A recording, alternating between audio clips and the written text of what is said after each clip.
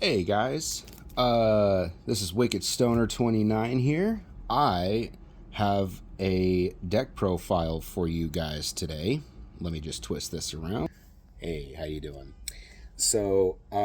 This one I probably should have done like a while ago, but it's something that I just now finalized. Um, so, even though Alliance Insight came out and there was one card that was released for this deck, I honestly don't know if he's even worth using. He just, he's all right. So the deck profile I'm going to be showing you guys today is Six Samurai. Uh, this Six Samurai deck is going to look a tad different compared to others, and there's going to be one little surprise in there that not many of you probably thought of, but when I did, I was actually ecstatic about it. So with that being said, let me show you guys the main deck, extra deck, side deck, and all that stuff, and let me know what you guys think. Okay, so I'm going to put this right here. It's going to be kind of an interesting angle. So we'll start with the monsters. We, of course, have Secret Six Samurai Fuma. This guy's always just been really helpful over the years. He's always been a one of if you use him at all, but it's nice if he gets destroyed by battle or card effect and you get to special summon another Six Sam, so that's pretty fun. Then of course we have the 3 tactical trainers. There we go. This is the guy that allows you to search 6 strike cards from your deck to your hand, which I think is just absolutely super amazing. And then, of course, double Kaigeki. I've seen a lot of decks where folks just use like 1, 2, but in my case, I definitely use 2 of these. And now we have the Anarchist Monks as well. Those are the guys that search for 6 Samurai Quick Play spell cards. That's actually just so cool. I was so stoked when these were unveiled. And of course, the infinite Bushido combo generators, double Shinai and 1 Mizuho. Honestly, you could do 2 Mizuho and 1 Shinai still be able to pull off the combo, no matter what. I'm surprised these haven't been touched, because the fact that you can generate an infinite amount of Bushido combo or counters, is just that's honestly, I don't think any deck should be able to do that. to be perfectly blunt, no deck should be able to generate that much advantage, but yeah, that's how they are. This card I was actually iffy about. I never really cared for her at first, up until I finally found out the main reason why she was used. Even then, I was still weary about it, mostly because I don't really like banishing a whole lot of stuff. I feel like you're going to need a lot of those 6 Samurai monsters in your graveyard. But then I realized, wait a minute, there's some that you actually can spare and that you actually can get rid of that you're probably not going to be able to use for the rest of the game. So that's where it comes in handy right there, is that aspect of the whole thing. Oh, and of course the ever so lovely triple Keyzon.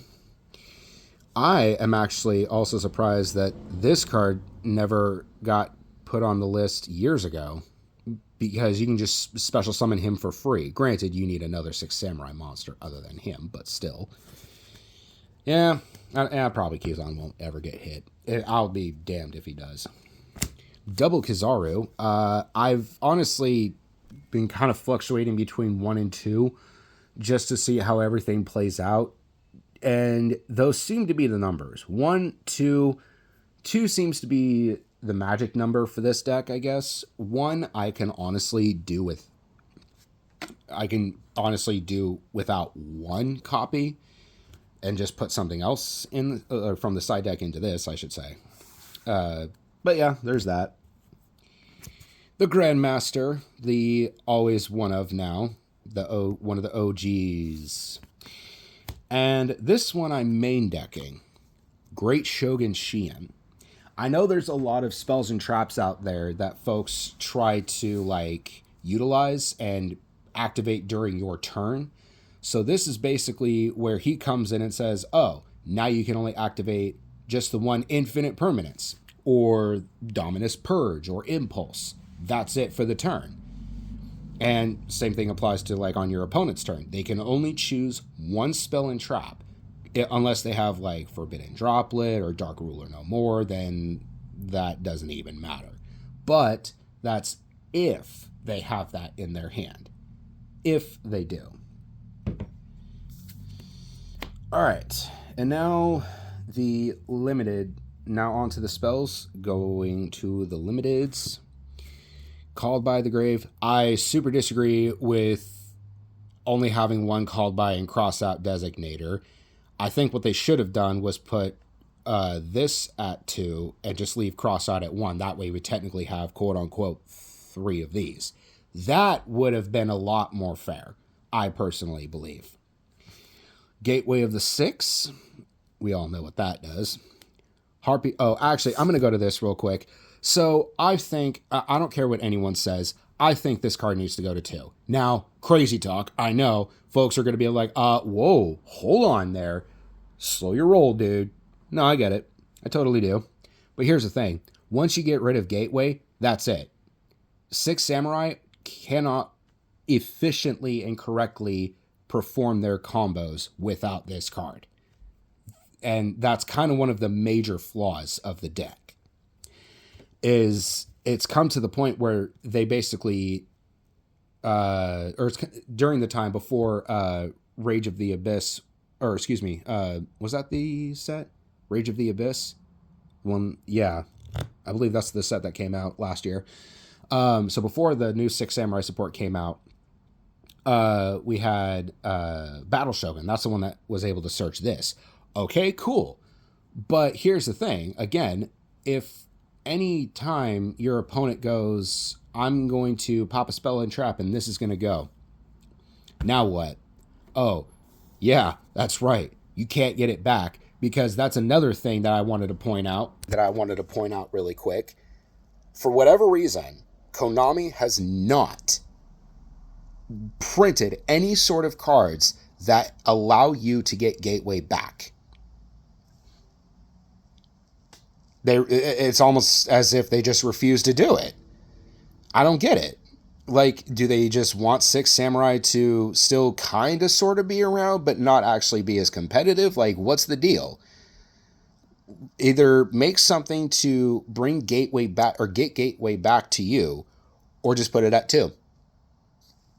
Problem solved.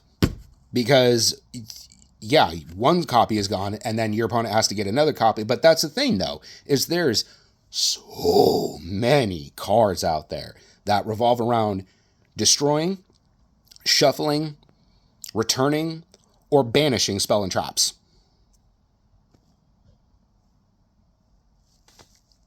So what the hell? Anyway, let's move on. Okay.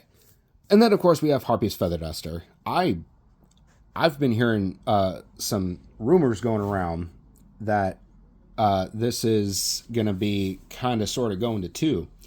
I hope that doesn't happen, and I hope that rumor's not even true to begin with. So, yeah.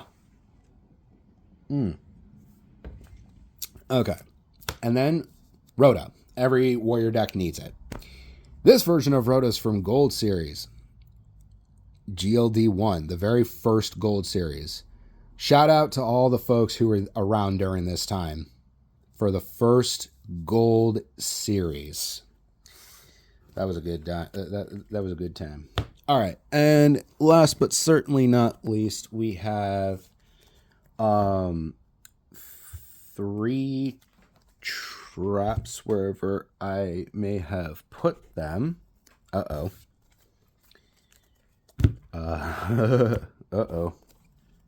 Did I, oh, here they are. Okay. So the 3 traps that I'm running, infinite impermanence. yeah, running 3 imperms in this deck is always nice. It helps too. It's always a nice extra monster negate, especially if my opponent's going first, and then I can just drop a couple of these, or one, depending on the circumstances. Okay, now on to the extra deck. We have Legendary Six Samurai Shien, the OG man, the OG dude himself, the one that has caused all sorts of havoc during the 5Ds slash, what is it? Oh, no, just the 5Ds era. That's right. Legendary Lord Six Samurai Inishi. This guy actually comes in handy in various situations. Especially if he's like just sent to the graveyard, then... Wait, what does it say? If this card is sent to the graveyard, you can special summon one of your banished Six Samurai monsters. That's right. Oh, so that's an interesting dogmatic of punishment target. Just maybe. I didn't think about that, actually. Anyway, so this guy has always just been really good at, like, clearing boards. You banish a number of Six Samurai monsters from your grave and return that many from the field to the hand. This next one is to basically help out with Imperm, Dominus, Impulse, and Purge, Barkion. So yeah, this guy absolutely shuts all 3 of those down, especially if you're the one going first. So it helps in a sense where you know your opponent is just going to be like, oh crap, now they have Barkion out, so I can try to activate Imperm, Impulse, or Purge, but then it's just going to get negated. So once you have this guy out, it's almost pointless to use those traps or any other traps in general. Now, a lot of folks use 1 or 2. I use 3. Lord Shien. Having 3, I gotta tell you, is super ooper duper handy. Having 2 of them out in the field, that's nice. But once you get a 3rd out, then yeah, it just gets pretty hard from there. So I would include Lord Kizan, but the only reason I would be able to use him is for maybe interruption, but banishing a 6-strike card from the grave, I don't know. I kind of disagree with how he was made mechanically for the deck, but oh well. So with that said, instead of him, I'm using a card that was actually originally used in Six Samurai, and that is Trishula. Biggest reason why is because Trishula does not target, for 1. And 2, you don't have to actually use all 3 of his effects, you don't actually have to perform all 3 to banish a card on the field, 1 from your opponent's hand, or from their graveyard. You can do just 1. Like if you're putting this out first turn, you can banish 1 card from your opponent's hand. Yeah, it's at random, but that's 1 less card that they are going to get. And chances are you just got rid of a combo piece that they may or may not be able to get back. So that's kind of cool. Dugar's the Timeless. This guy just absolutely is super, super, super necessary for this deck. He really helps out in various situations, especially when it comes to like going Monster Reborn. Well, actually, in this case, that's primarily what he's used for in the deck, is to basically go Monster Reborn. And then we have the IP Masquerena. 1 and 2 Battle Shogun. Some folks use 3, some use 1, I prefer 2. SP Little Knight. Saryuja Skuldred. Save that. Underworld Goddess of the Closed World. Always a good card to have. Always. Now, this last card right here, originally, let me give you some backstory. This card right here originally was in Lightsworn Thunder Dragon, but upon further games, whenever it came to the times where I wanted to bring this card out, I didn't have a hand to perform its effect. Or the times where I did have a hand and didn't bring it out, I could have, etc. And then I put it in this deck, Six Samurai. So this is probably going to make you guys a little confused here, but hear me out. The card that I put in this deck, Abalaku. So, Abalaku, as we all know, says you discard a card to activate an effect. Well, guess what?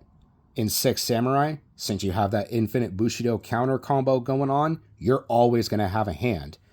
Also, keep in mind that you can bring other cards back from the graveyard that just so happen to be gone.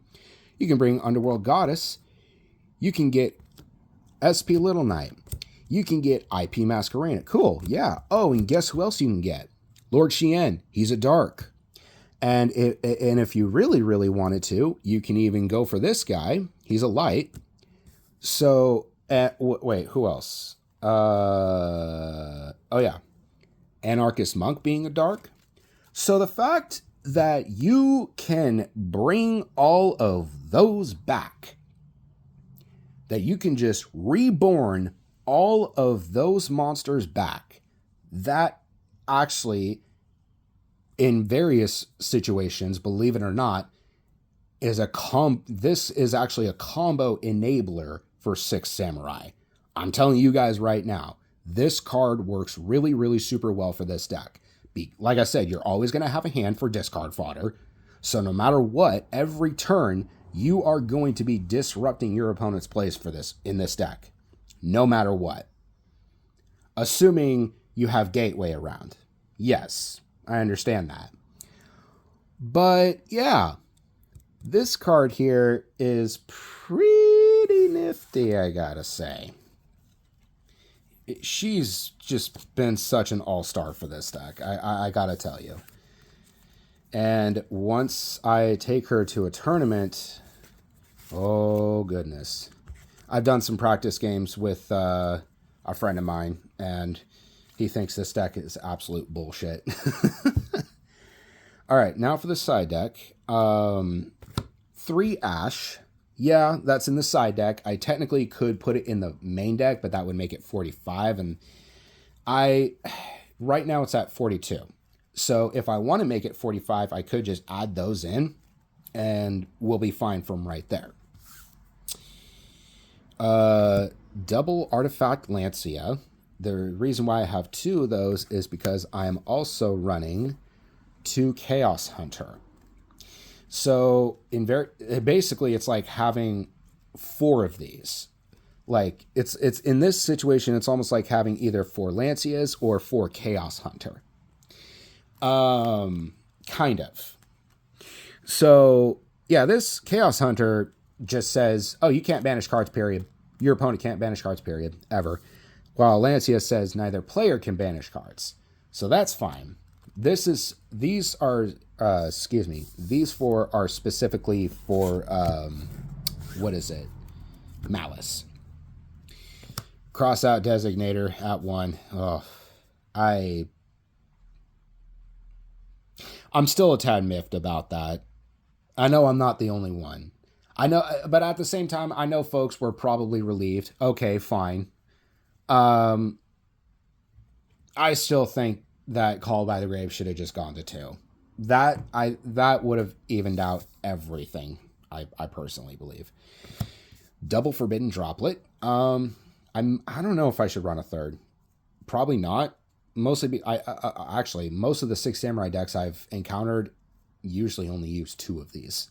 So I guess I'll just stick with 2. And then we have Triple D Barrier, and that one is to basically stop Blue Eyes, Ryzeal, and I think there's a Pendulum deck going around, something like that. And last but certainly not least, Sextuple Barrage.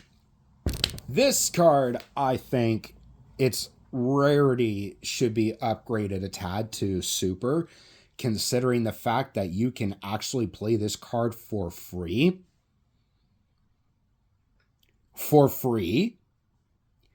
Because once you generate all those Bushido counters, you don't have to worry about the activation cost anymore. It's non-existent. It just disappears.